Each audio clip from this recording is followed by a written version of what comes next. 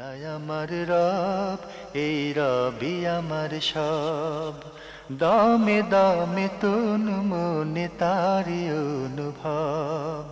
তোমার দুনিয়াতে আমি যেদিকে তাকাই, অথই নিয়ামতে ডুবে আছি সবাই।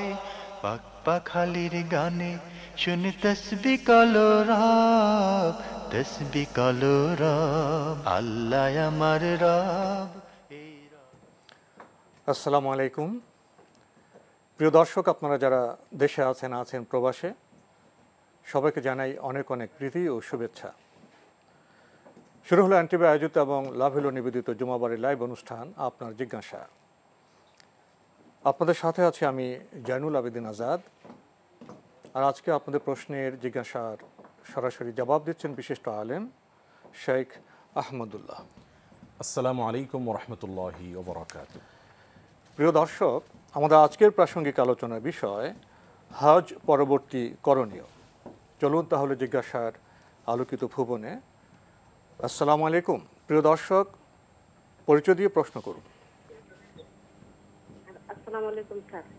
ওয়ালাইকুম আসসালাম। আমার একটা প্রশ্ন ছিল। জি। প্রশ্নটা হচ্ছে, আমার একটা জিনিসে এক লোক জিনা করতে বাধ্য করছে, মানে বারবার বলছে দেখা করতে, কিন্তু সেই আমার কাজিনটা খুব আল্লাহ ভক্ত। ও তাহাজ্জুদ পরে, ও আল্লাহর ভক্ত, ও কিছুদিন চায় না জিনা করতে, রাজি না। এখন ও দিনের পর দিন লোকটাকে মিথ্যা কথা বলছে। এখন আমাকে প্রশ্ন করছে যে আপা একটু জানলেন তো যে আমি তো মিথ্যা কথা বলছি, এটা কি পাপ বেশি না আমার জিনা করাটা পাপ? আপনি প্রশ্নটা পেয়েছেন? আচ্ছা, আমরা আপনাকে স্পষ্ট বুঝতে পারছি না। আপনি কি একটু ধীরে স্পষ্ট করে আপনার প্রশ্নটি রিপিট করবেন? হ্যাঁ হ্যাঁ হ্যাঁ, আমি বলছি। আমার এক কাজিনকে আমার বোন ওরে জিনা করতে বাধ্য করছে এক লোক। আচ্ছা আচ্ছা। কিন্তু তার ডাকে সাড়া দেয় না, ও দিনের পর দিন মিথ্যা কথা বলছে। এখন আমার বলছে যে আপা আমি মিথ্যা কথা যে বলছি, এই মিথ্যা কথার জন্য কি আমার হিসাব দিতে হবে, না এই জিনায়ের কাজ করার থেকে আমি কি করবো এখন? মানে মিথ্যা কথা বলছি, এটা কি আমার পাপ বেশি নাকি জিনা করাটা আমার পাপ বেশি? পেয়েছেন প্রশ্ন? আমি এখন কি করবো? আপনার একটি হলো জিনা করতে বাধ্য করা হয়েছে। এখন আপনি দ্বিতীয় যে প্রশ্নটি করলেন মিথ্যা কথা, এটা কোন প্রসঙ্গে মিথ্যার প্রসঙ্গ আসলো? মানে এই যে আমার কাজিন ওর সাথে দেখা করতে যাচ্ছে না, এখানে মিথ্যা কথা বলে বলে ওরে থাকতে চাইতেছে। যে ধর্ষণ করছে সেই কি মিথ্যা কথা বলে বলে তাকে ধর্ষণের মুখোমুখি করছে সেটি, মানে নাকি বিয়ে করবে এসব বিষয়ে প্রশ্ন দিয়ে বিয়ে করবে এমন আশ্বাস দিয়ে? আমার বোন না, জি না, আমার বোনকে বলছে যে তুমি আমার সাথে দেখা করো, আর শারীরিক সম্পর্ক করো তার সাথে। এখন ধন্যবাদ আপনাকে। বিষয়টি আপনি ঠিক গুছিয়ে বলতে পারেননি, আমরা মূল বিষয়টা উপলব্ধি করেছি। ধন্যবাদ আপনাকে।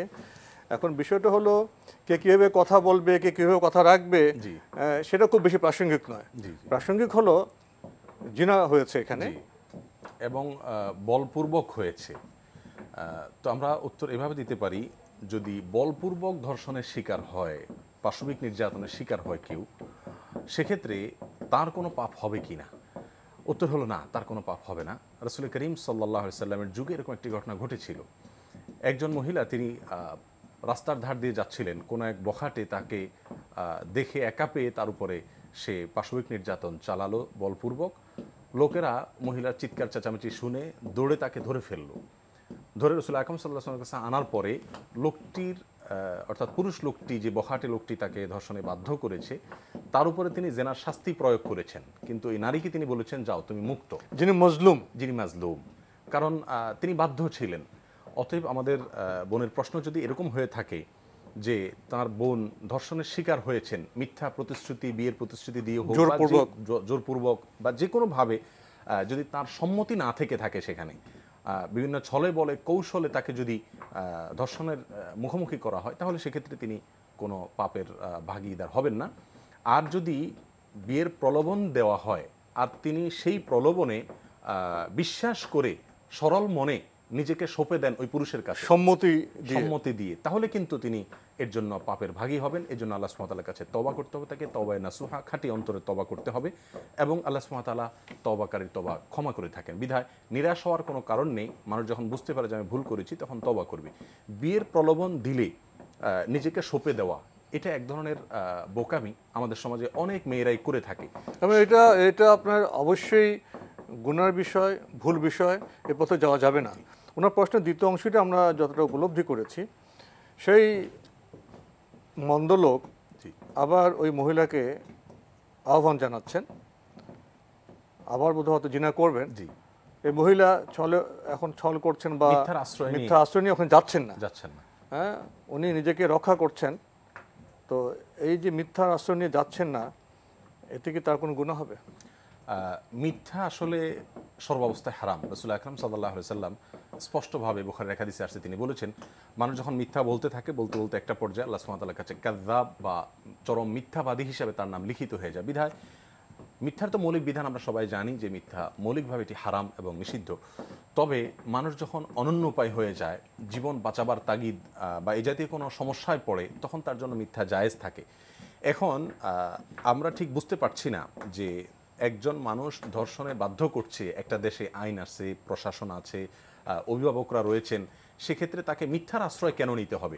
যদি এমন হয় যে মিথ্যার আশ্রয় না নিলে তার জীবন রক্ষা হয় না এবং তিনি কোনোভাবেই রক্ষা পাবেন না, তাহলে সেক্ষেত্রে তার জন্য এক্সেপশন থাকবে মিথ্যা বলা। কিন্তু এছাড়া শুধুমাত্র তার কথা থেকে বাঁচার জন্য বা তার ছল থেকে, তার কৌশল থেকে বাঁচার জন্য বা তাকে অ্যাভয়েড করার জন্য মিথ্যা বলা জায়েজ হবে না। মিথ্যা চরম বড় ধরনের অনন্য উপায় হলে একেবারে দেয়ালে পিঠ থেকে গেছে, এখন বিশেষ ক্ষেত্রে জায়েজ হতে পারে। কাউকে বলতেও পারছি না, আবার তাকে বলতে, তার কাছে আমি সায় না দিলে বা মিথ্যা বলে না এড়ালে আমার জীবন এবং সম্মান হানি হচ্ছে, সেক্ষেত্রে তিনি মিথ্যা বলতে পারেন। সেক্ষেত্রেও সরাসরি মিথ্যা না বলে ইব্রাহিম ইসলাম যে কৌশল অবলম্বন করেছেন, অর্থাৎ কিছুটা ঘুরিয়ে তিনি বলতে পারেন, এড়িয়ে যাওয়া।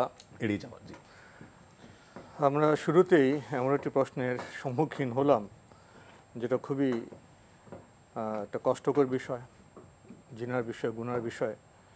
এ পাপ থেকে আমাদের সবাইকেই দূরে থাকতে হবে, আমরা সেই দোয়াই করি। প্রশ্ন নিচ্ছি। আসসালামু আলাইকুম, পরিচয় দিয়ে প্রশ্ন করুন। আসসালামু আলাইকুম, আমি কাউসার বলছি মনোহরদি নরসিংদী থেকে। জি, ওয়ালাইকুম আসসালাম। জি ভাইয়া বলুন। আমার প্রথম প্রশ্ন হলো, মৃত ব্যক্তিকে স্বপ্নে দেখলে এটা করণীয় কি, বা এটা দেখা এবং ঘন ঘন সাক্ষাৎ পাওয়া যায়, মানে স্বপ্নে দেখা যায়, এর করণীয় কি, বা এর কোনো কিছু আছে কিনা? দ্বিতীয় প্রশ্ন হলো, আমার কবর জিয়ারত যে আমরা করি, আমরা কবরের পাশে কি দোয়া পড়বো, কি দোয়া পড়ে, মানে কি কোনো কিছু তসবিহ তাহরির আছে কিনা, তারপরে আল্লাহর কাছে হাত তুলে দোয়া করতে হবে, এবং মহিলারা কি সাথে শরীক হতে পারবে কিনা, এবং দুই হাত আমরা কি মুখে মাথক, আমরা হাত যে মুখে দোয়া শেষে হাত যে মুখে ইয়া করি, মাথা করি, এটা। আর তৃতীয় প্রশ্ন হলো আমার, আজটা তো জুমার দিন, শুক্রবার, কিন্তু আমরা যে জুমার নামাজে যাই, সেটা হলো আমরা গিয়ে যে ইমাম যে খুতবা পড়ার আগে যে বক্তৃতা দেয়, এবং বক্তৃতা শেষে বলা হয় যে আপনারা এখন যারা সুন্নত পড়েন নাই তারা কাবলাম জুম্মা সুন্নত পড়েন। এইটা সহি হাদিস মোতাবেক এটা আমার একটু জানাবেন দয়া করে। ধন্যবাদ আপনাকে, আপনি বেশ কয়েকটি গুরুত্বপূর্ণ প্রশ্ন করেছেন। প্রথম প্রশ্ন, স্বপ্নে মৃত ব্যক্তিকে দেখলে কি কোনো করণীয় আছে? মৃত ব্যক্তিকে স্বপ্নে আমরা প্রায় দেখি, এবং এই ধরনের ঘটনা মোটামুটি প্রিয়জনকে হারানো মানুষেরা অনেকেই খুব বেশি দেখে থাকেন। মৃত ব্যক্তিকে স্বপ্নে দেখলে আমাদের ইসলামের শরীয়তের দৃষ্টিতে বিশেষ কোনো কিছু করার নাই। একটা কথা প্রচলিত আছে আমাদের সমাজে যে মৃত বাবা মাকে বা মৃত কোনো আত্মীয় স্বজনকে দেখলে তাদের সওয়াব রেসানের উদ্দেশ্যে বা ইসালে সওয়াবের উদ্দেশ্যে গরিব মিসকিন খাওয়াতে হয়, দান সদকা করতে হয়, বা বিশেষ কিছু গদ বাঁধা কথা প্রচলিত আছে, এগুলোর কোনো ভিত্তি নাই। মৃত ব্যক্তিকে স্বপ্নে দেখলে আপনার যদি মনে হয় যে আমার বাবাকে আমি আজকে দেখলাম অনেকদিন পরে, বা মাকে দেখলাম, বা প্রিয়জনকে দেখলাম, তো তার প্রতি আমার স্মরণ হয়েছে, তার প্রতি আমার কষ্ট লাগা কাজ করেছে, এরকম পরিস্থিতিতে আপনি তার জন্য আল্লাহ সুবহানাহু ওয়া তাআলার কাছে দোয়া করতে পারেন। একজন মৃত ব্যক্তির জন্য জীবিত ব্যক্তির যা যা করণীয় আছে সেগুলো আপনি সাধ্য অনুযায়ী, স্বাভাবিক অবস্থা যা করণীয় স্বপ্ন দেখার পর সেটাই করতে সেটাই পারবেন, করণীয়। দান সত্ত্ব করতে পারবেন, দোয়া করতে পারবেন, বিশেষ করণীয় হিসেবে নির্দিষ্ট করা যাবে না। জি, আর বাধ্যবাধকতাও নাই যে স্বপ্নে দেখছি তাই করতে হবে, বরং এমনিতেই করতে হবে, এমনিতেই করতে হবে। স্বপ্নে দেখেছি সেজন্য স্মরণ হয়েছে, হয়তো তার প্রতি আমার আমি একটু সচেতন হলাম, আসছে, সচেতন হলাম, সেজন্য আমি করতে। অনেকে মনে করেন যে স্বপ্নে মৃত ব্যক্তিরা এসে বিশেষ কোনো ডিরেকশন দেয়, অনেক সময় দেখেন যে জীর্ণ শীর্ণ, তো কোনো সময় মুমিনের কোনো স্বপ্ন বিশেষ কিছু ইন্ডিকেট করে। সেই হিসাবে তার যদি মনে হয় যে তার বাবা মা তিনি হয়তো কষ্টে আছেন আখেরাতে, সেক্ষেত্রে তিনি তাদের পক্ষ থেকে ওই যেগুলো করণীয়, ভ্যালিড যে করণীয়গুলো আছে সেগুলো তিনি কোনোটা করবেন। বাকি দেখেছেন তাই নির্দিষ্ট করে কোনো কিছু করতে হবে এমন কোনো কথা নেই। আমরা জানলাম প্রিয় দর্শক, উনি দ্বিতীয় যে প্রশ্নটি করেছেন আমাদের সামাজিক প্রেক্ষাপটে, এটা বোধহয় খুবই গুরুত্বপূর্ণ প্রশ্ন। কবর জিয়ারত প্রসঙ্গে আমরা নানা আচরণ লক্ষ্য করি, জি, এবং আমরা আমাদের শহরের বড় বড় কবরগুলোতে গিয়ে দেখি নানা রকমের সেখানে বিষয় আছে। কেউ কোরআন পড়ছেন, কেউ এটা করছেন, কেউ সেটা করছেন, কাউকে ডেকে নিয়ে গিয়ে কোরআন পড়ানো হচ্ছে, টাকা পয়সা দেওয়া হচ্ছে।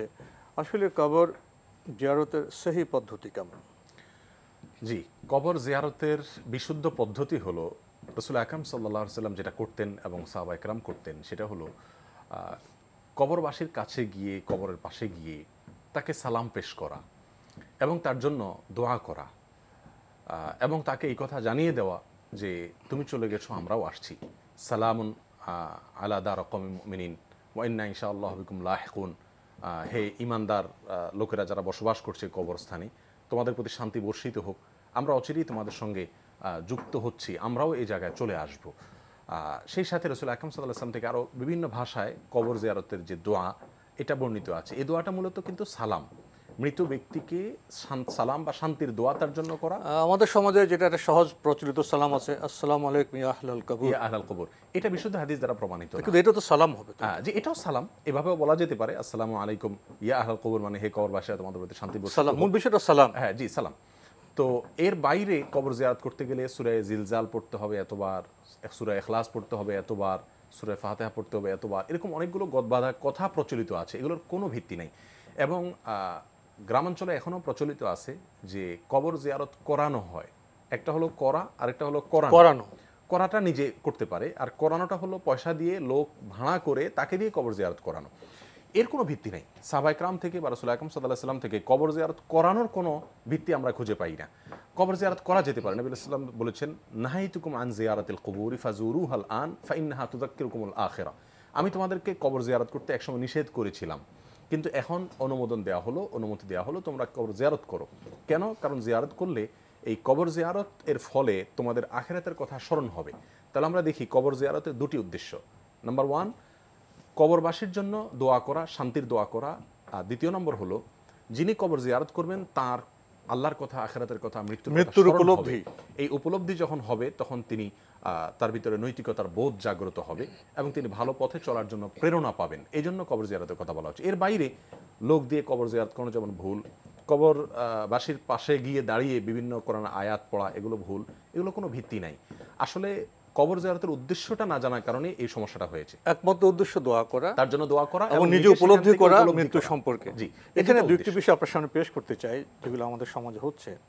আসলে আমি যদি কবরে স্থানে গিয়ে বা যেখানে কোরআন তেলাওয়াত করি, সবটা তো আমি পাবো। জি, যিনি কবরে আছেন তিনি তো কোনো আমল করতে পারছেন না।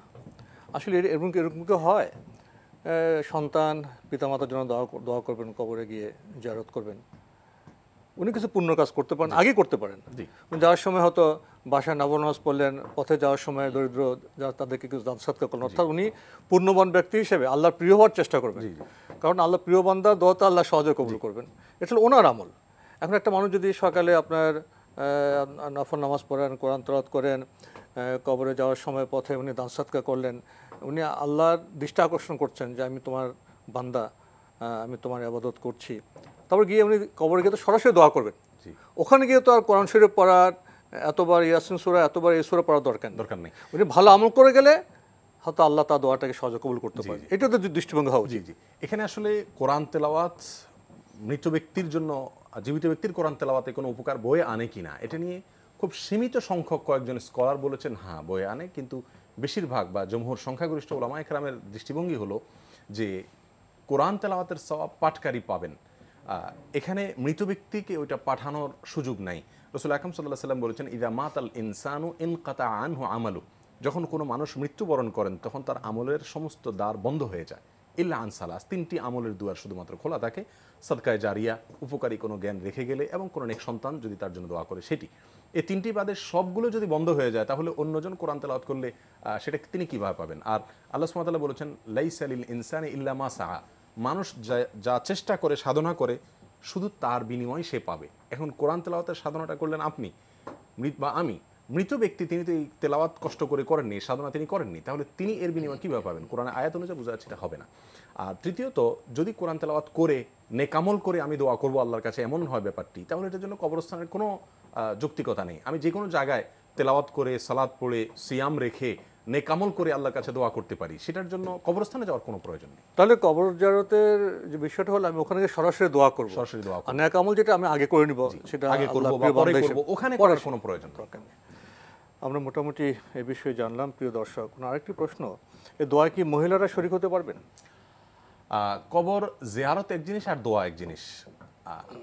কথার কথা, কবরস্থানের ওয়ালে আশেপাশে কোনো একটা জায়গা থেকে মেয়েরা অবশ্যই মুর্দার জন্য দোয়া করতে পারবেন, শরীক হতে পারবেন, এবং দূর থেকে তিনি জিয়ারত করতেও পারবেন। কিন্তু কবরস্থানের ভেতরে মেয়েদেরকে যাওয়ার বিষয়ে রাসূল এখন নিষেধ করেছেন। আর নিষেধের 2-3টি কারণও রয়েছে। একটি কারণ হলো, মেয়েরা খুব বেশি আবেগপ্রবণ হয়ে থাকেন, সেখানে গিয়ে হয়তো এমন কোনো পরিবেশের সৃষ্টি হবে যেটা অনভিপ্রেত, তিনি ভেঙে পড়বেন হয়তো, এই জন্য তাদেরকে হয়তো দূরে থাকতে হবে, বিলাপ করবেন। হ্যাঁ, বিলাপ করবেন হয়তো।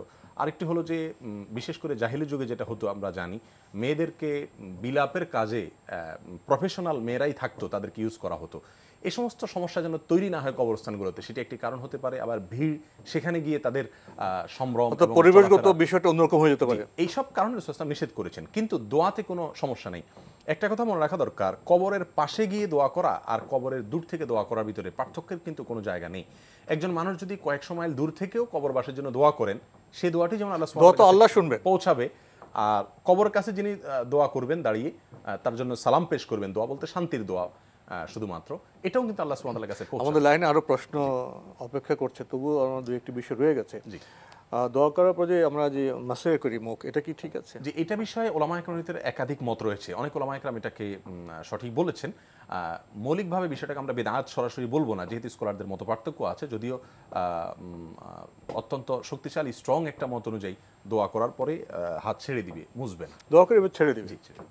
আজকে যদি মুছে ফেলেন, যেহেতু স্কলারদের একটা মত আছে, এটা খুব সরাসরি বিদআত বলার সুযোগ যাবে না। ওনার সেই বিষয়টি, জুমার আগে যে একটি বক্তব্য ভাষণ দেওয়া হয়, এরপর বলা হয় আপনারা কাবলা জুমা পড়ে নিন, এটা কেমন? জুমার আগে 4 রাকাত সুন্নাত আছে কি নাই, আমাদের দেশের ওলামায়ে কেরামগণ সাধারণত বলে থাকেন যে হ্যাঁ, 4 রাকাত সুন্নাত আছে। এক্ষেত্রে ওনাদের যুক্তি হলো, জোহরের যেহেতু পূর্বে 4 রাকাত সুন্নাত আছে, ওইটাই এখানে রিপ্লেস হবে, যেহেতু এটা জোহরের সময়ই পড়া হচ্ছে জুমার সালাতটি, সেজন্য। আর এছাড়া আরবের স্কলারগণ বা অন্যান্য স্কলারদের মতে, জুমার আগে রাসূল আকরাম সাল্লাল্লাহু আলাইহি ওয়াসাল্লাম থেকে এরকম 4 রাকাত সালাতের জন্য সুনির্দিষ্ট করে বিশুদ্ধ হাদিস দ্বারা কোনো সালাত প্রমাণিত নয়। বিধায় কাবলাল জুমা বলতে এই টার্মে, এই শব্দে কোনো সালাতের কথা রাসূল সাল্লাল্লাহু আলাইহি ওয়াসাল্লাম বলেছেন বলে প্রমাণিত হয়। কিন্তু 2 রাকাত করে সুন্নত নামাজ বা নফল নামাজ পড়তে পারবেন। জি, 2 রাকাত করে অবশ্যই পড়া যেতে পারে। আমরা প্রশ্ন নিচ্ছি। আসসালামু আলাইকুম। প্রিয় দর্শক, পরিচয় দিয়ে প্রশ্ন করুন। আসসালামু আলাইকুম। ওয়ালাইকুম আসসালাম। আমি চকবাজার হাবিব বলছি। জি, প্রশ্ন হলো, আমার আম্মা 6-7 বছর ধরে খুব বিছনায়, খুব কষ্ট অবস্থায়। জি, উনি কোনো খাওয়া দাওয়া নাই, ডাক্তারও না করে দিল। ওনার মনে করেন এই শরীরেতে চামড়াও মানে একটু পড়ে যাচ্ছে। জি, এটা কি করার আছে? আপনার কি আর কোনো প্রশ্ন আছে? না, আর খুব প্রশ্ন। ধন্যবাদ আপনাকে। উনি মার যে বর্ণনা দিলেন, দীর্ঘদিন ধরে অসুস্থ বিছানায় পড়ে আছেন, খাওয়া দাওয়া নেই, চামড়া পড়ে যাচ্ছে, কি করবেন? জি, আমরা ওনাকে প্রথমেই বলবো, আল্লাহ সুবহানাহু ওয়া তাআলা আপনার মাকে সুস্থ করুন, আপনার মাকে আল্লাহ সুবহানাহু ওয়া তাআলা আশু রোগ মুক্তি নসিব করুন, আমরা দোয়া করি। আর সেই সাথে আপনার জন্য পরামর্শ থাকবে, আপনি আপনার মায়ের সেবা শুশ্রূষা স্বাভাবিকভাবে করে যাবেন, সেই সাথে আল্লাহ সুবহানাহু ওয়া তাআলার কাছে একটি বিশেষ দোয়া করতে পারেন বিশেষভাবে। সেটা হলো, আল্লাহ সুবহানাহু ওয়া তাআলার কাছে আপনি এই বলে কায়মনো বাক্যে দোয়া করুন যে, আল্লাহ, আমার মাকে ততদিন আপনি বাঁচিয়ে রাখুন যতদিন বেঁচে থাকার ভেতরে তার জন্য কল্যাণ নিহিত আছে, হায়াতুত তাইয়্যিবা। জি, আর যখন তার মৃত্যুতেই তার জন্য কল্যাণ, মৃত্যুই তার জন্য প্রশান্তি, তখন আপনি তাকে মৃত্যু দান করুন।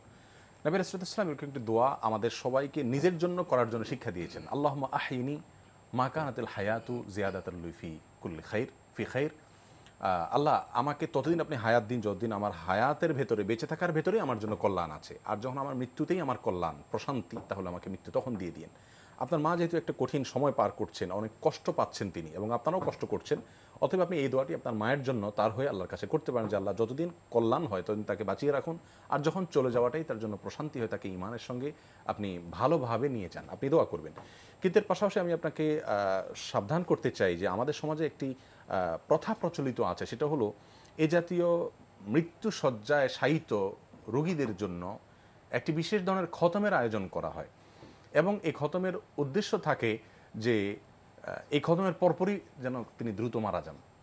এবং অনেক সময় দেখা যায় চিনি টিনি ইত্যাদি বাটিতে রাখা হয়, বিভিন্ন গদবাদা কিছু দোয়া, দরুদ, কোরআন তেলাওয়াত এগুলো করা হয়, এবং বলা হয় যে পিপিলিকা যদি চিনি টেনে নিয়ে যায় তাহলে ওই লোকটাকেও লাশ হিসাবে ফেরেশতারা টেনে নিয়ে যাবে। এগুলো সবগুলাই বিভ্রান্তি এবং সম্পূর্ণরূপে কুসংস্কার। এরকম কোনো কাজ করা যাবে না। আপনি শুধুমাত্র এই দোয়াটি করবেন এবং মায়ের জন্য সেবা উনি স্বাভাবিকভাবে করে যাবেন।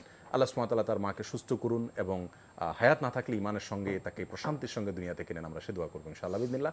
নামাজের বিধান বা অন্যান্য বিধানের ক্ষেত্রে আমরা বলে দিতে পারি যে যেহেতু তিনি সেন্সলেস, ওনার কথা দ্বারা বোঝা গেল সেন্সলেস থাকলে তার জন্য সালাত বা ইসলামের কোনো বিধানই তার জন্য প্রযোজ্য হয় না। বিধায় তার জন্য আপনার কোনো পেরেশান হওয়ার কোনো কারণ নেই যে তিনি সেন্সলেস হয়ে গেছেন বিধায় তার জন্য আমার শরীয়তের বিধান আর প্রযোজ্য নয়। কারণ আল্লাহ সুবহানাহু ওয়া তাআলা লা ইউকাল্লিফুল্লাহু নাফসান ইল্লা উসআহা, সাধ্যের বাইরে আল্লাহ সুবহানাহু ওয়া তাআলা কাউকে কোনো নির্দেশ আরোপ করেন না। তিনি তার সেন্সই নেই, হুঁশই নেই, তো তিনি আল্লাহর কোনো ইবাদতও নেই, কিভাবে বাস্তবায়ন, নামাজ নেই, রোজা নেই, কোনো ইবাদত নেই। জি, অতএব তার এই দিনগুলোতে কোনো ইবাদত তিনি করতে পারছেন না, সেজন্য আপনার বিচলিত হওয়ার কোনো কারণ নাই, তার পক্ষ থেকে কাফারা দেওয়ারও কোনো প্রয়োজন নেই। প্রশ্ন নিচ্ছি। আসসালামু আলাইকুম, পরিচয় দিয়ে প্রশ্ন করুন। প্রশ্নের আগে আমরা আজকের বোধহয় প্রাসঙ্গিক আলোচনায় যেতে পারি। আজকের প্রাসঙ্গিক আলোচনার বিষয় হজ পরবর্তী করণীয়। হজ থেকে ফিরে আসার পর হাজি সাহেবদের জন্য সবচেয়ে বড় করণীয় যেটি থাকে তা হলো হজের শিক্ষাগুলোকে নিজের ভিতরে ধরে রাখার চেষ্টা করা। হজ আমাদেরকে সবচেয়ে বড় এবং প্রধান যে শিক্ষাটা দেয় তা হলো তাওহীদের শিক্ষা। আমরা যে তালবিয়া পাঠ করি সেখানে বারবার বলি লব্বাইক আল্লাহুম্মা লব্বাইক, লব্বাইক লা শারীকা লাকা লব্বাইক।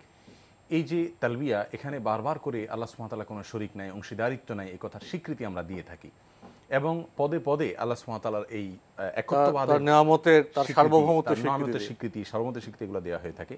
তো এগুলো যেন আমাদের বাস্তব জীবনে প্রতিফলিত হয়, সেটি হজের পরে পদে পদে আমাদের খেয়াল রাখা উচিত। এটা হলো একজন হাজির জন্য সবচেয়ে বড় করণীয়।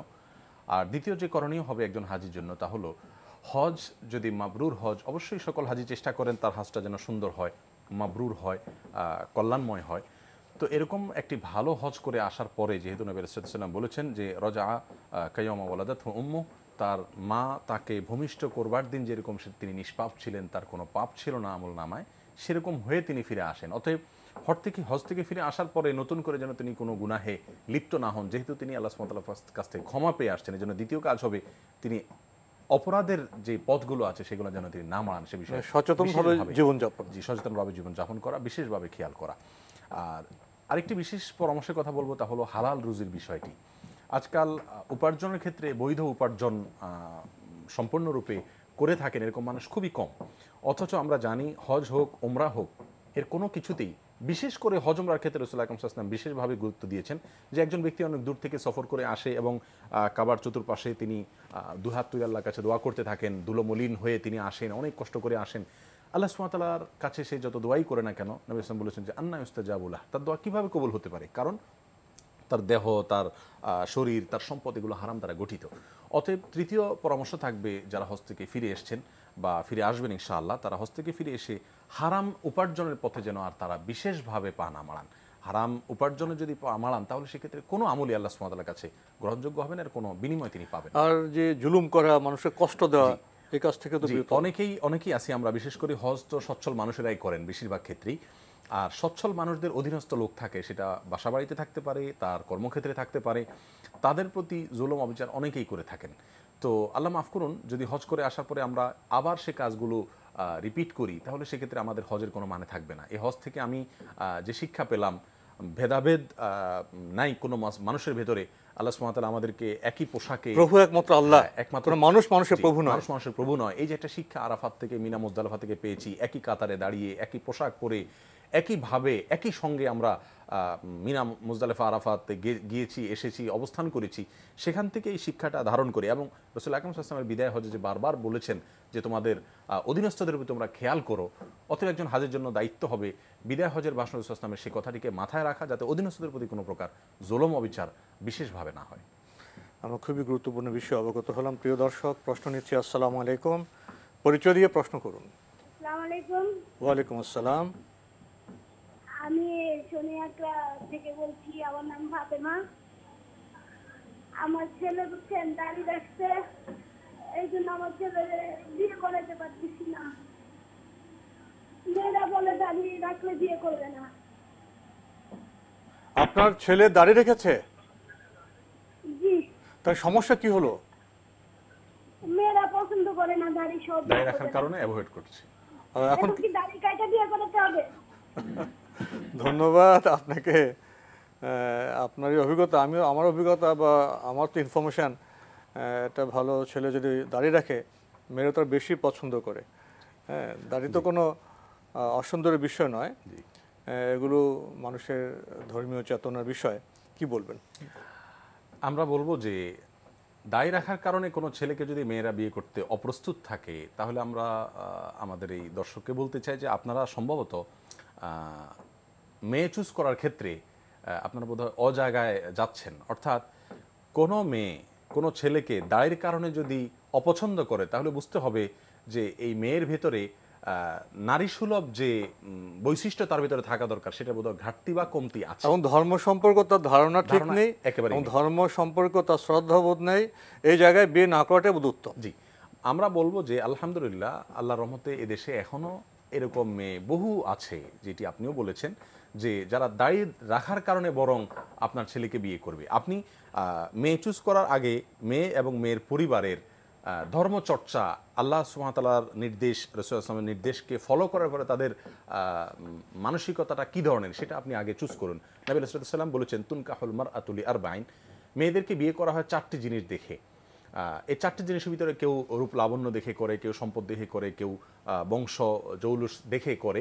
নবী সাল্লাল্লাহু আলাইহি ওয়াসাল্লাম বলেছেন, ফাজফার বিজাতিদ দ্বীন, তুমি বিয়ের ক্ষেত্রে ধার্মিকতা দেখে বিজয়ী হওয়ার চেষ্টা করো।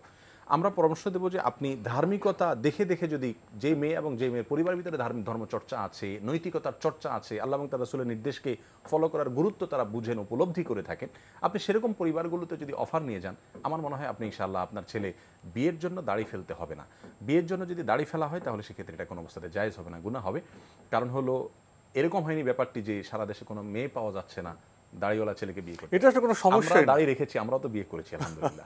অতএব ব্যাপারটি এমন না যে দাড়ি রাখলে আর বিয়ে করা যাবে না। আপনি ধার্মিক পরিবার চুজ করেন, ইনশাআল্লাহ আপনার মেয়ের জন্য আপনার ছেলের জন্য উত্তম মেয়ে পাত্রী পাবেন আপনি ইনশাআল্লাহ। আমরা যদি নিরপেক্ষভাবে আমরা যদি বিষয়টি দিকে তাকাই, সে মুসলিম কেন, যারা মুসলিম নন, যারা অন্য ধর্মের লোক, খ্রিস্টান, আমাদের হিন্দু ভাইরা আছেন, অনেকে দাঁড়িয়ে রাখেন, যারা আস্তিক নাস্তিক আছেন তারাও দাঁড়িয়ে রাখেন। দেখা যায় পৃথিবীর যারা খুব বরেণ্য ব্যক্তিত্ব, যারা পৃথিবীতে বিজ্ঞানী হোক, কবি হোক, সাহিত্যিক হোক, সম্মানিত ব্যক্তিত্ব, এবং তাদের মুখে তো আমরা দাঁড়িয়ে দেখি।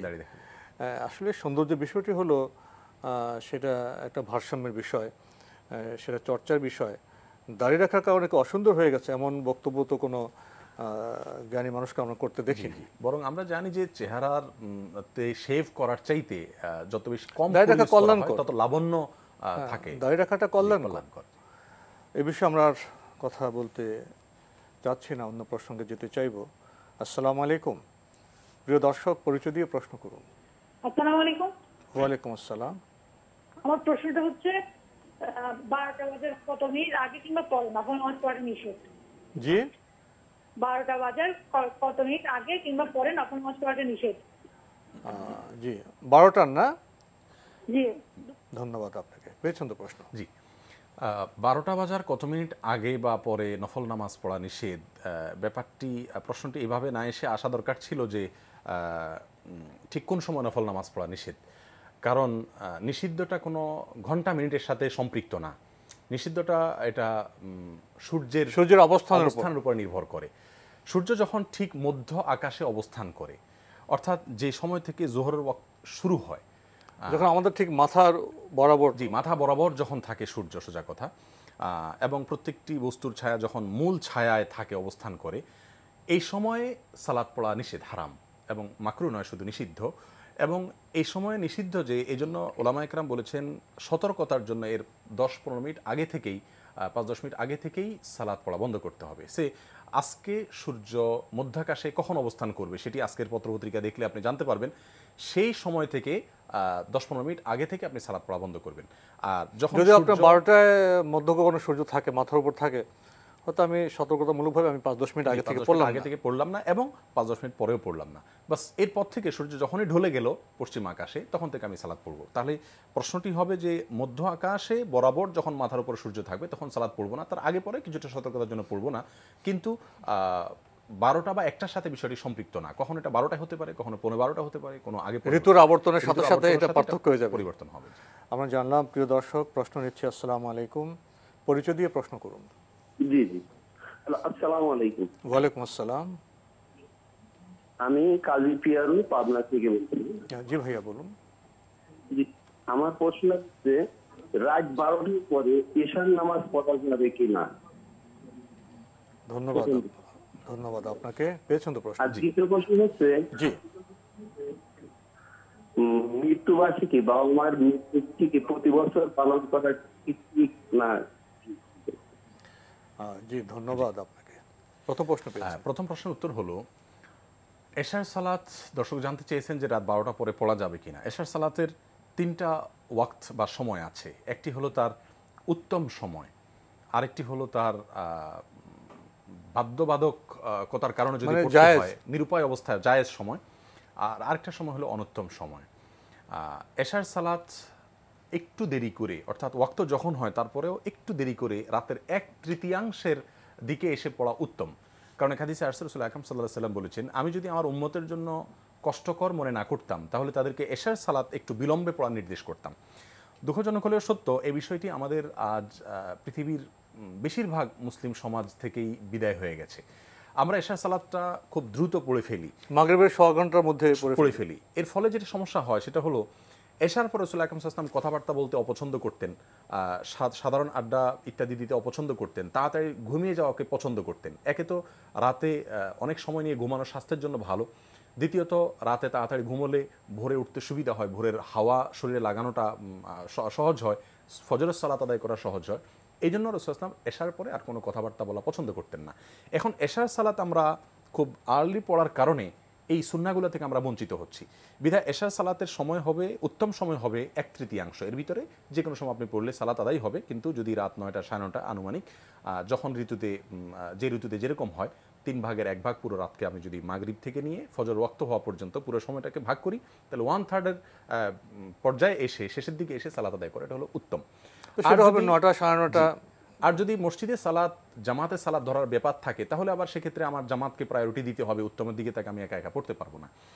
আর দর্শক যেটি জানতে চেয়েছেন নির্দিষ্ট করে 12টার পরে পড়া যাবে কিনা, সেজন্য বলবো যে মধ্যরাত পর্যন্ত এশার সালাত পড়া যায়।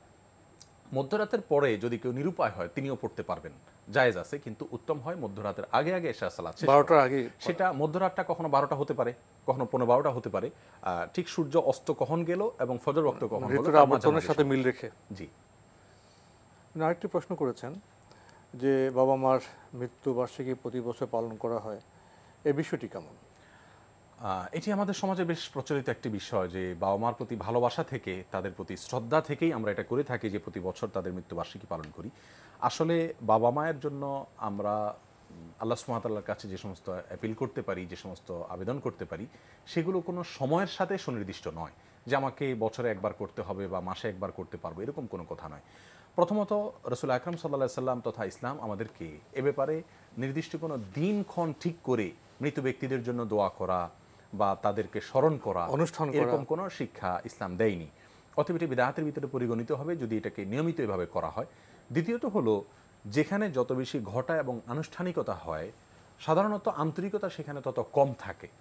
আন্তরিকতা বিষয়টি ঘটা এবং আনুষ্ঠানিকতার সাথে সম্পৃক্ত নয়, সেখানে প্রদর্শন চলে আসে, প্রদর্শনের বিষয় থাকে যে বছরে এটা করতে হয়, বাধ্যবাধক হয়ে আমি করলাম, প্রদর্শন করলাম, মানুষ দেখলো, বড় করে করলাম, এই জন্য জি এটা ইসলাম কোনোভাবেই সমর্থন করে না। বাবা মায়ের মৃত্যুর পরে তাদের জন্য আমরা দিনে রাতে যে কোনো মাসে যে কোনো সময় আমরা তাদের জন্য দোয়া করব, তাদের পক্ষ থেকে সাদকা করব, তাদের পক্ষ থেকে যেগুলো করণীয় আছে সেগুলো করব, ওমরা করব, হজ করব, উপকারী স্থায়ী কোনো কাজ, টিউবওয়েল করে দেওয়া, রাস্তা করে দেওয়া, এই জাতীয় স্থায়ী কাজ করতে পারি। একজন সাহাবী বলছেন, ইয়া রাসূলুল্লাহ, আমার মায়ের জন্য মারা গেছেন, আমি তার জন্য খুব করতে চাই। রাসূল বলছেন, হ্যাঁ অবশ্যই করতে পারো। আরেকজন জিজ্ঞেস করছেন, আমি ওমরা করতে চাই, তিনি বলছেন অবশ্যই করতে পারো। আহজ্জু আনহা বলছেন, আমি হজ করতে চাই, বলছেন অবশ্যই করতে পারো। এগুলো আপনি করতে পারেন, কিন্তু 1 বছর গত হলে তার মৃত্যুর পরে এটাকে উদযাপন করা, এটা এক ধরনের মানে অনুষ্ঠানটার দিকে তাকালে মনে হয় যে উদযাপন টাইপ, মানে আনন্দ উদযাপন টাইপ, অথচ এটা কোনোভাবেই অযৌক্তিক। একে তো শরীয়তে জায়েজ নাই, দ্বিতীয়ত অযৌক্তিক, তৃতীয়ত হলো এখানে আন্তরিকতার ঘাটতি তৈরি হয়। বিধায় মৃত্যুবার্ষিকী এটাকে আমরা পালন করব না। তাহলে মূল বিষয়টা হলো বাবা মার জন্য কল্যাণ কামনা, দোয়া করা, এটা তো ভালো বিষয়, এটা সন্তান অবশ্যই করবেন, কিন্তু এই কল্যাণ কামনাটা, দোয়া করাটা আমি নিজেই কোনো ফরম্যাট তৈরি করতে পারবো না। রাসূল সাল্লাল্লাহু আলাইহি ওয়াসাল্লাম যেভাবে নির্দেশনা দিয়েছেন, সাহাবারা যেভাবে করেছেন, অর্থাৎ আমি যে কোনো সময় বাবা মার জন্য দোয়া করতে পারি, যে কোনো সময় বাবা মার কল্যাণে আমি গরিব মিসকিনকে খাওয়াতে পারি, যে কোনো সময় যা বাবা মার বন্ধু বান্ধব যারা তাকে উপলব্ধি করেন, আত্মীয় স্বজন, তাদেরকে ডেকে খাওয়াতে পারি, সেখানে দোয়া করতে পারি। বিশেষ করে বাবা মা যাদের সাথে দুনিয়াতে চলাফেরা করতেন তাদের প্রতি একটা বিশাল দায়বদ্ধতা থাকে সন্তানের, আমরা অনেকেই এটা জানি না। তাদের সম্মান করা, তাদের সম্মান করা, তাদের খোঁজ খবর নেওয়া, অর্থাৎ বাবার জায়গায় তাদেরকে রেখে তাদের প্রতি সেই সিম্প্যাথি, তারা যেভাবে উপলব্ধি করবেন অন্য তো সেভাবে উপলব্ধি করবেন না, তাদের ডাকলে সম্মান করলে দোয়া তো আসবে। তাহলে আমরা এইভাবে করতে পারি। আর এটা দর্শক যেটা জানতে চেয়েছেন বাৎসরিকভাবে, সেটা বাৎসরিকভাবে ছাড়াও আরো বিভিন্ন ফরম্যাট আমাদের সমাজে আছে। অনেকে মৃত্যুর 40তম দিনে করে থাকেন, 40 যেটাকে আমরা বলি, অনেকে 7ম দিনে করে থাকেন, অনেকে 3য় দিনে করে থাকেন। এরকম বিভিন্ন ফরম্যাট, এইভাবে নির্দিষ্টভাবে আবিষ্কার করা যাবে না, না এগুলো যে কোনো সময় আবিষ্কার করলে রাসূলুল্লাহ সাল্লাল্লাহু আলাইহি ওয়াসাল্লাম বলেছেন যে মান আহদাসা ফি আমরিনা হাযা মা লাইসা মিনহু ফাওয়ারাদ। আমাদের দিনের ভিতরে যদি কোনো নির্দিষ্ট কোনো ফরম্যাট তৈরি করে দেয় তাহলে সেটা প্রত্যাখ্যানযোগ্য হবে, সেটা কোনোভাবে গ্রহণযোগ্য হবে না। টেলিফোন নিচ্ছে। আসসালামু আলাইকুম, পরিচয় দিয়ে প্রশ্ন করুন। আসসালামু আলাইকুম। ওয়ালাইকুম আসসালাম। আমি রুবেল মাহমুদ বলছিলাম গোলাপ বোরহানুদ্দিন থেকে। জি ভাইয়া বলুন। জি আমি আসলে বলতেছিলাম যে আমি কিছুদিন আগে অসুস্থ হয়ে গিয়েছিলাম। জি। তখন আমার দাদা, আমার বাবা মা ছিল যে আমার ছেলে যদি বা আমার নাতি যদি ভালো হয় তাহলে আমি জানের বদলে একটা জান দিব, বা একটা মোরগ বা একটা ছাগল লুটিয়ে দিব, বা এটা দিব জানের বদলে জান। আসলে কি এটা কি জায়েজ, কতটুকু কি রকম এটা আমি জানতে চাচ্ছিলাম। আচ্ছা, ধন্যবাদ আপনাকে, প্রশ্ন তো পেয়েছেন। জি, এটাকে মানত বলা হয়, কোরআনের ভাষায় যেটাকে নজর বা নুজুর বহুবচন বলা হয়। এটি জায়েজ, মানত করা জায়েজ, তবে খুব বেশি পছন্দনীয় কাজ না। রাসূল আকরাম সাল্লাল্লাহু আলাইহি ওয়াসাল্লাম বলেছেন তোমরা মানত করো না, কারণ তিনি বলেছেন যে মানত এটা হলো মূলত ইস্তাখরাজু মিনাল বাখিল, কৃপণ ব্যক্তির মাল খসানোর একটা উপায় মাত্র। মানতটাকে কেন রাসূল সাল্লাল্লাহু এইভাবে দেখেছেন, সেটাকে আমরা যদি একটা অ্যানালাইসিস করি তাহলে বিষয়টা পরিষ্কার হয়ে যাবে। আমি যদি বলি যে আল্লাহ আমার অমুক কাজটি হলে আমি এটা দান করব, অমুক কাজটি হলে আমি শর্ত আরোপ করব, তাহলে আল্লাহ সুবহানাহু ওয়া তাআলাকে একটা শর্ত দিয়ে যে আল্লাহ তুমি আমাকে আগে দাও, তারপর আমি তোমার খুশি সন্তুষ্টির জন্য এই কাজটি করব, বিষয়টা কিন্তু অড, দেখতে সুন্দর লাগে না। বরং তার চাইতে আল্লাহ সুবহানাহু ওয়া তাআলাকে সন্তুষ্ট করবার উদ্দেশ্যে আমরা যদি কোনো কল্যাণমূলক কাজ করি, কোনো ভালো কাজ করি, দান সাদকা করি, এবং সেই সাথে দোয়া করি আল্লাহ আমি সাদকা করলাম, তোমার নবী বলেছেন যে সাদকা করলে মুসিবত দূর হয়, বিপদ দূর হয়, কাঙ্ক্ষিত চাওয়া পূরণ হয়, নেক আমলের পরে দোয়া কবুল হয়। বিধায় আমি সাদকা করলাম, এখন আমার নাতিটা অসুস্থ, তাকে সুস্থ করে দেয়, যেমন দর্শক বলেছেন, বা এই জাতীয় কোনো দোয়া। তাহলে এই ভাইয়ের ক্ষেত্রে এরকম হতে পারতো যে অসুস্থ হয়ে গেছে, একটা শর্ত না দিয়ে একটা ছাগল বা মুরগি মানে এটা জবাই করে তারপর দোয়া করতো আমার নাতিকে বা আমার ছেলেকে ভালো করে দাও, এটা সুন্দর হতো। এটা সুন্দর হতো, শর্ত আরোপ না করে, যেহেতু করে ফেলেছেন এটা জায়েজ আছে, কিন্তু উত্তম নয়। হ্যাঁ, উত্তম নয়। আমরা এখান থেকে শিক্ষা নিয়ে অন্য সাধারণ দর্শক যারা আছে আমরা এটাকে অ্যাপ্লাই করতে পারি আমাদের জীবনে। যখনই কোনো বিপদ আপদ আসবে, অনেক সময় দেখা যায় যে সন্তানের পরীক্ষার ব্যাপার থাকে, যে আল্লাহ পরীক্ষা যদি অসুস্থ হয়ে গেল, সুস্থ হয়ে গেল, এটা অসুস্থতা থাকে, তখন সুস্থ হলে আমি এই কাজটি করবো, এরকম বলা হয়ে থাকে। এসব না বলে আমরা যদি সরাসরি বলি আল্লাহ দানটা করি, এরপরে বলি আল্লাহ আমি দান করলাম, আল্লাহ সুবহানাহু ওয়া তাআলা আপনি কবুল করুন, এবং এর উসিলা বা এর মাধ্যমে নেক আমলের মাধ্যমে আপনি আমার কাঙ্ক্ষিত বিষয়টি দান করুন, এটা উত্তম। রাসূল আকরাম সাল্লাল্লাহু আলাইহি ওয়াসাল্লাম বলেছেন সহিহ বুখারীর হাদিসে আসছে, যদি কেউ মান্নত করে আর সে মান্যতটি যদি বৈধ মান্যত হয়, অর্থাৎ তিনি হারাম কিছু করবেন এরকম কোনো মান্যত না হয়, তাহলে সেক্ষেত্রে তিনি যেন সেটা পূরণ করে, ফালিউতিহু, সে যেন সেটাকে মান্যত করলে আবার পূরণ করতে হবে। হ্যাঁ, পূরণ করতে হবে, এটা ওয়াজিব। কিন্তু আর যদি অন্যায় কোনো কাজের মান্যত করে তাহলে যেন সে অবশ্যই সেটা পূরণ না করে, ভঙ্গ করে, এবং ভঙ্গ করার কারণে কিন্তু মান্যত যদি পূরণ না করা হয় সেক্ষেত্রে কিন্তু একটা কাফারা আছে, কসমের যে কাফারা সেটাই প্রযোজ্য হয়। আর সেটা হলো 3টি রোজা তিনি রেখে দিতে হবে, অথবা 10 জন মিসকিনকে খাদ্য দান করতে হবে, কৃতদাস আজাদ করতে হবে, সেটা তো অপশন আমাদের সমাজে নাই। অতএব তিনি হয় রোজা রাখবেন, আর নাহলে 10 জন মিসকিনকে খাদ্য দান করবেন, তার যদি মান্য তিনি ভঙ্গ করেন। অতএব তার দাদা, বিশেষ করে দর্শক যেটা জানতে চেয়েছেন, তার দাদার জন্য উচিত হবে এখন, যেহেতু তিনি সুস্থ হয়ে গেছেন তার ভাষ্য অনুযায়ী, তাহলে সেক্ষেত্রে তিনি একটি ছাগল কোরবানি করে, জবাই করে গরিব দুঃখীদের মধ্যে বন্টন করে দেওয়া, বিলাই দেওয়া। মান্যত গোশত তো নিজেরা খাবেন না, নিজেরা খাবেন না। আমরা জানলাম। প্রিয় দর্শক, প্রশ্ন নিচ্ছে। আসসালামু আলাইকুম, পরিচয় দিয়ে প্রশ্ন করুন। আসসালামু আলাইকুম। ওয়ালাইকুম আসসালাম। আমি দেওয়ান আখতারুজ্জামান, ঢাকা শুক্রবার থেকে বলছি। জি ভাইয়া বলুন। আমি দুইটা প্রশ্ন ছিল আমার, একটা জাকাত সম্বন্ধে। হ্যাঁ জি। আমার স্ত্রী আর আমার সম্পত্তি মিলাইয়া আমি একসাথে জাকাত দিই। সেই ক্ষেত্রে আমার স্ত্রীর কিছু ব্যবহৃত স্বর্ণ আছে। এখন এই ব্যবহৃত স্বর্ণগুলি কি জাকাতের সম্পদের সাথে যোগ করে তারপরে জাকাত দিব, নাকি এইগুলি হিসাবের বাইরে থাকবে? জি।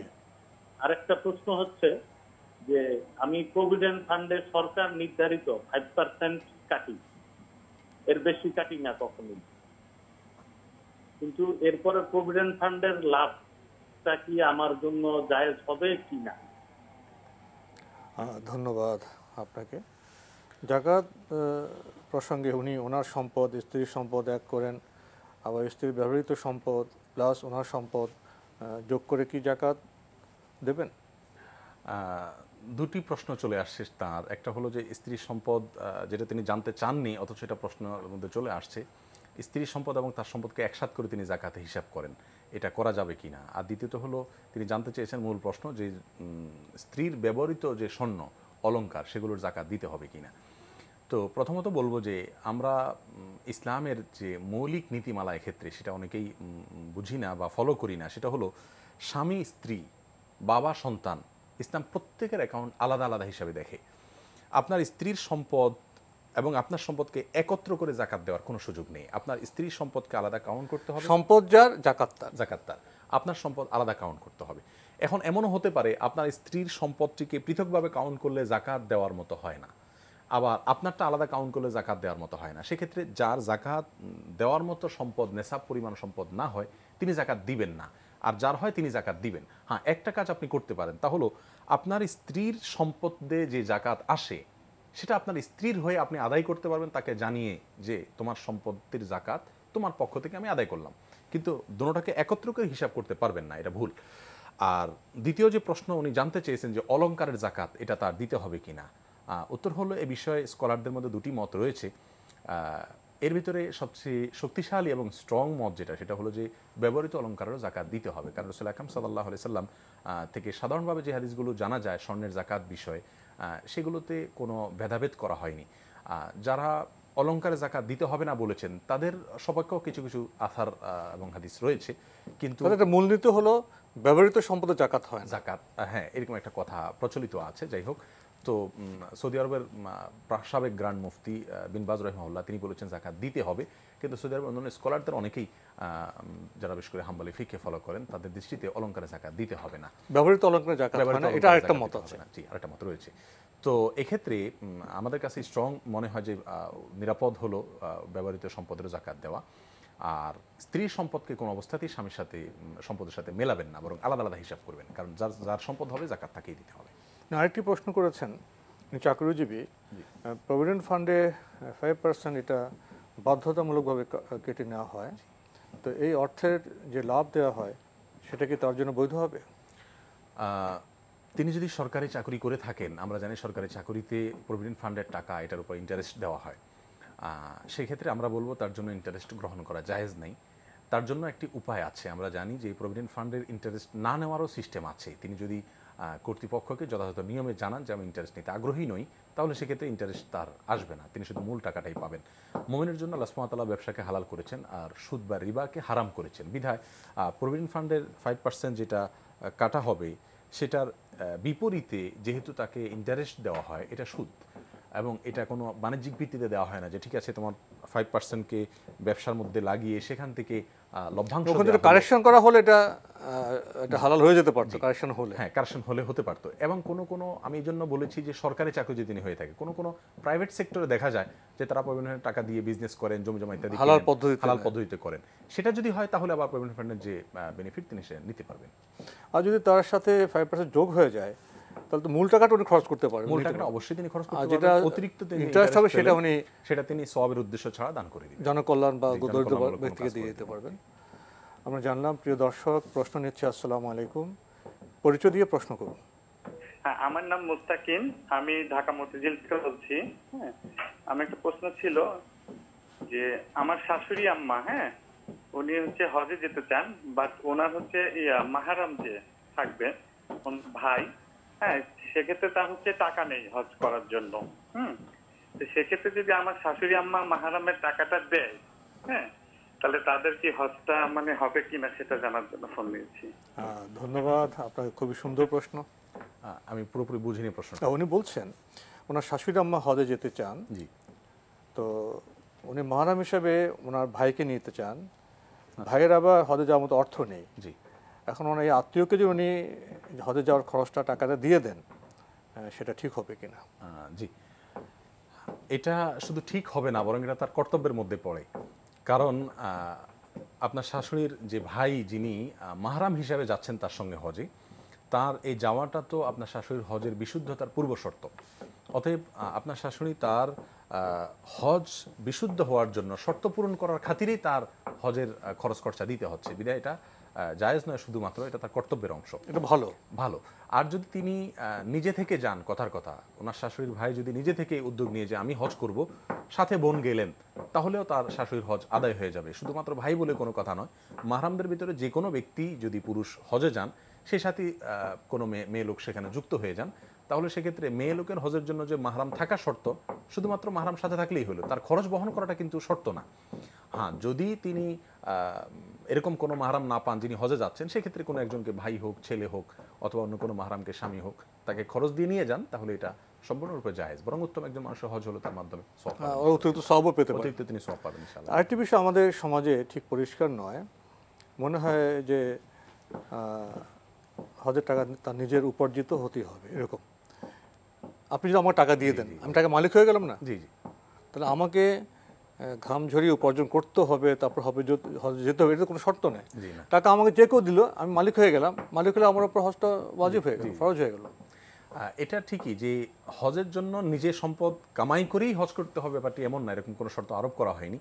কেউ যদি কাউকে সাহায্য করেন এক্ষেত্রে হজ করার জন্য, পুরো টাকা দিয়ে দেন অথবা কিছু টাকা দেন, সেক্ষেত্রেও তার উপরে হজ ফরজ হয়ে যাবে, তিনি টাকার মালিক হয়ে যান। যেহেতু তিনি তার ওই হজ করার জন্য যে পরিমাণ টাকা দরকার, সেই পরিমাণ টাকার মালিক হয়ে গেছেন, হয়তো তার জন্য হজ প্রযোজ্য হবে।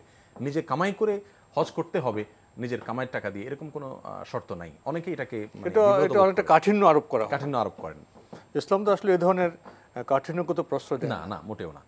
আমরা জানলাম। প্রিয় দর্শক, প্রশ্ন নিচ্ছে। আসসালামু আলাইকুম, পরিচয় দিয়ে প্রশ্ন করুন। আচ্ছা, আমি নন্দীপাড়া থেকে মোহাম্মদ খলিলুর রহমান বলতেছি। জি ভাইয়া, বলুন। আচ্ছা হুজুর, এই যে সবে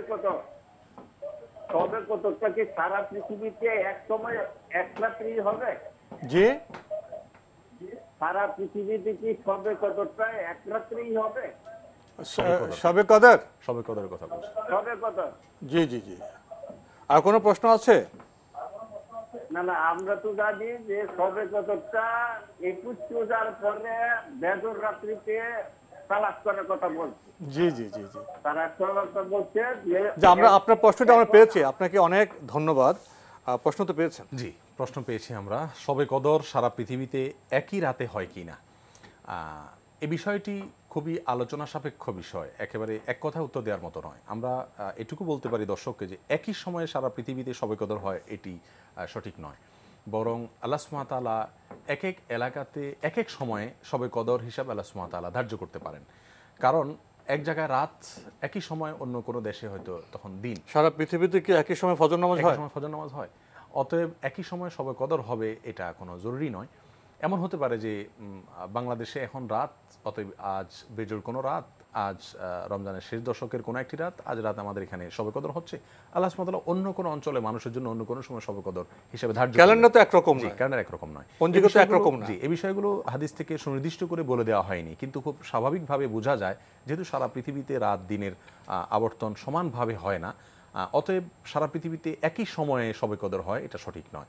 বিধায় আল্লাহ সুবহানাহু ওয়া তাআলা প্রত্যেকটা এলাকার জন্য আলাদা আলাদা সময় শবে কদর দিতে পারেন, সেটা আল্লাহ সুবহানাহু ওয়া তাআলার ইলমে একমাত্র আমরা আছে। আলাদা আলাদা সময় আমরা নামাজ পড়ি, আমরা তো সারা পৃথিবীর মুসলমান একই সময় নামাজ পড়ি না। আমাদের থেকে 3 ঘন্টা পরে সৌদি আরবে ওয়াক্ত হয় নামাজের, আলাদা সময় সাহারি করি, আলাদা সময় আমরা ইফতার করি, রোজা রাখি। তো এক্ষেত্রে পৃথিবীতে যেহেতু ঋতু বৈচিত্র্য আছে, সময়ের বৈচিত্র্য আছে, তাহলে শবে কদরের ক্ষেত্রে বৈচিত্র্য থাকাটাই তো স্বাভাবিক। আমরা জানলাম। প্রিয় দর্শক, আসসালামু আলাইকুম, পরিচয় দিয়ে প্রশ্ন করুন। লাইনে কেউ আছেন? ওয়ালাইকুম আসসালাম। আমাদের যে দেশে বর্তমান টাকনুর উপরে পুরুষ তো জামা পরার বিধান আর নারীও টাকনুর নিচে, তো এটা হাদিসের ইয়া দেখি। জি, আর কিছু বলবেন? ধন্যবাদ আপনাকে। টাকনুর উপরে আর নারীদের টাকনুর নিচে, এটাই কি বিধান? জি দর্শক, আপনি সঠিকই বলেছেন, এটাই বিধান।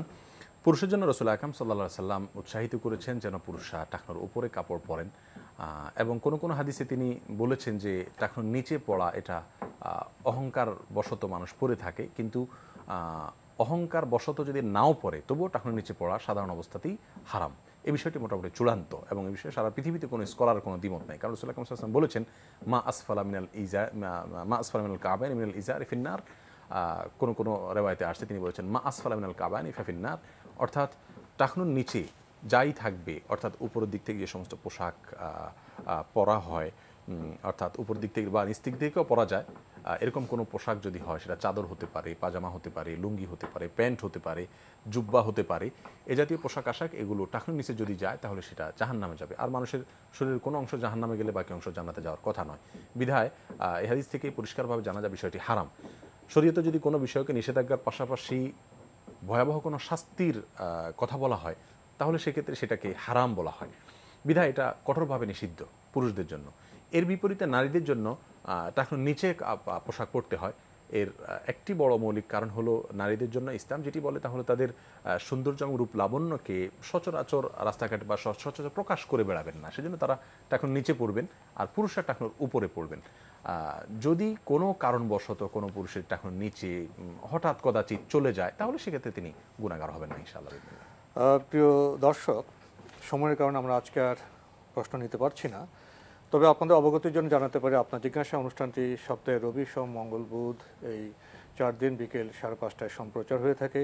ওইসব অনুষ্ঠানে আপনারা আপনাদের মনে জায়গা প্রশ্ন চিঠির মাধ্যমে, ইমেলের মাধ্যমে পাঠাতে পারেন। আমাদের ঠিকানা পরিচালক আপনার জিজ্ঞাসা এনটিভি, বিএসএসসি ভবন, 7ম তলা, 102 কাজী নজরুল ইসলাম এভিনিউ, কারওয়ান বাজার, ঢাকা 1215। আমাদের ইমেল অ্যাড্রেস আপনার জিজ্ঞাসা @ntvpd.com। আপনারা অনলাইনে এইভাবে দেখতে পারেন। এছাড়া ইউটিউবে আমাদের ভেরিফাইড ফেসবুক পেজে অনুষ্ঠান দেখতে পারবেন। প্রিয় দর্শক, সবশেষে রয়েছে গ্রন্থ পরিচিতি। আজকের গ্রন্থের নাম আল্লামা মুস্তাফা হুসাইন আল মুকাব্বির প্রণীত বিশ্ববিখ্যাত গ্রন্থ নিসাউন হাওলাল আম্বিয়ার ছায়া অবলম্বনে আল কোরআনে উল্লেখিত পূর্ববর্তী নবীদের স্ত্রী ও নারীগণ যেমন ছিলেন। এটি অনুবাদ করেছেন মাওলানা ডক্টর শাহ মোহাম্মদ আব্দুর রহিম ও মোহাম্মদ শহীদুল ইসলাম। এই গ্রন্থটি প্রকাশ করেছে সোনালী সোপান। গ্রন্থটির মূল্য 220 টাকা। দীর্ঘ সূচি রয়েছে আদম আসলামের স্ত্রী এবং অন্যান্য নবীদের স্ত্রী প্রসঙ্গে। এটি এই গ্রন্থের প্রচ্ছদ। সময় একেবারে শেষ, যদি দু এক লাইনে কিছু বলতেন। জি, নবীদের স্ত্রী এবং নারীদের বিষয়ে কোরআনে কারিমে আল্লাহ সুবহানাহু ওয়া তাআলা একাধিক জায়গায় উপমা দিয়েছেন এবং মুসলিম নারীদেরকে তাদের ফলো করার জন্য বলেছেন। অতএব এই বিষয়টি খুবই তাৎপর্যপূর্ণ, বিশেষ করে আমাদের মায়েদের জন্য। তারা যাদেরকে ফলো করবেন, নবীদের স্ত্রীগণ, নারীগণ। আমি বইটির কিছু অংশ দেখেছি, আলহামদুলিল্লাহ খুবই অথেন্টিক এবং তথ্য সমৃদ্ধ যথেষ্ট। এই বইটি যদি আমাদের মা বোনরা পড়েন, অধ্যয়ন করেন, আশা করছি যে আমাদের একজন আদর্শ মুসলিম হওয়ার জন্য এটা সহায়ক হবে ইনশাআল্লাহ। তো আপনাকে অনেক ধন্যবাদ। আপনাকে অনেক অনেক ধন্যবাদ। প্রিয় দর্শক, আসুন আমরা গ্রন্থ পাঠ করি, আলোকিত হই। দেখা হবে ইনশাআল্লাহ আগামী জুমাবার একই সময়ে। প্রিয় দর্শক, মহান আল্লাহ আমাদের সবাইকে নিরাপদে রাখুন, রাখুন শান্তিতে। আসসালামু আলাইকুম। আল্লাহ আমার রব, এই রবি আমার সব, দামে দামে তুন মনে তারি অনুভব। আল্লাহ আমার রব, এই রবি আমার সব।